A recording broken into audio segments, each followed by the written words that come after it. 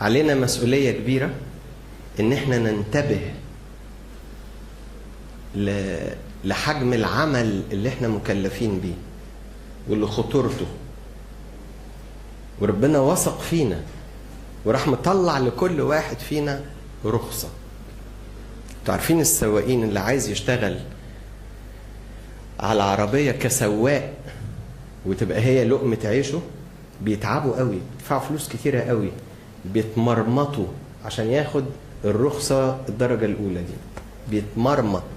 بس لو معاه رخصة درجة أولى يشتغل على العربيات الكبيرة والنقل الكبير والأتوبيسات الكبيرة وياخد مرتبات غالية ويتأمن عليه غالي. ليه؟ ده سواق درجة أولى. ربنا ادانا رخصة درجة أولى. قالك سوق أي حاجة، يعني معاك أطفال